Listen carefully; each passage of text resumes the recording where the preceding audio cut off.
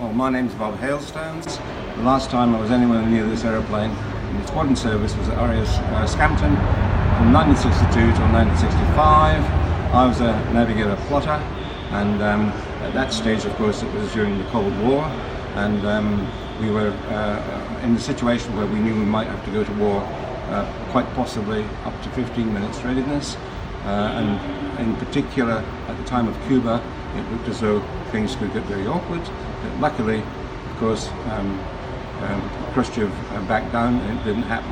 My name's Deane. On the squadron I was known as Dixie. I was the navigator radar in the Vulcan. I served on 617 Squadron from 1962 until 1964.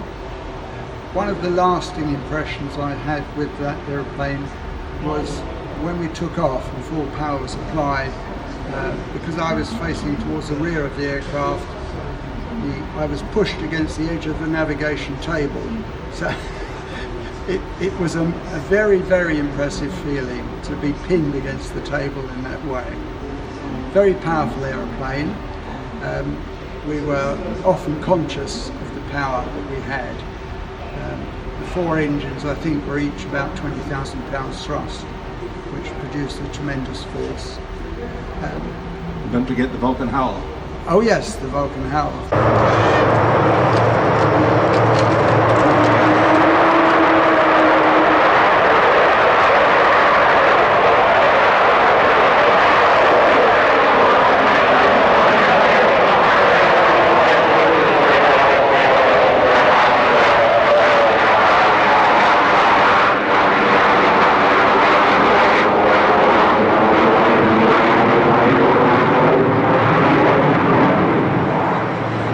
The time we finished, we were training to go low level, because high level, unfortunately, it would have been very difficult.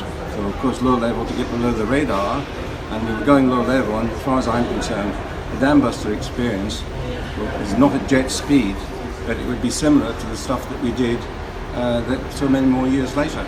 Do you agree with that? I do agree, yes. Because of the need for us to go low level, I spent some time in the nose of the aircraft, on the couch there looking forward, but later we decided that for navigation at low level it was better that I stood on the steps behind the two pilots, looking between the pilots, to do visual navigation. That was our prime activity. Of course, that was then taken over by technology, whereby they got something called terrain following radar, which meant that instead of looking at the radar in the old days, prior to that, to ensure that we didn't get radar cut off, in other words, you could see the other side of the hill, that meant we were safe. Of course, if you can't see the other side of the hill, that could have happened. We didn't want that. We admired them. We must admire them. They laid down their lives for us. What more could they have done? And it was so remarkably done in terms of the technology at the time. I absolutely agree with what Bob's just said, and of course the other impressive thing about the Dambuster experience is the ground fire, the tracer coming towards the aircraft. That created a tremendous amount of atmosphere and must have been very, very emotive for those wartime flights. It was fantastic. Extremely realistic.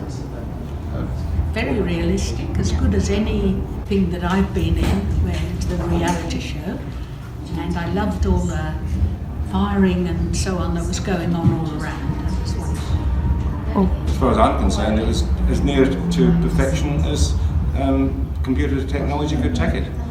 Yes, we'll certainly recommend the experience. We hope it's here for a long time.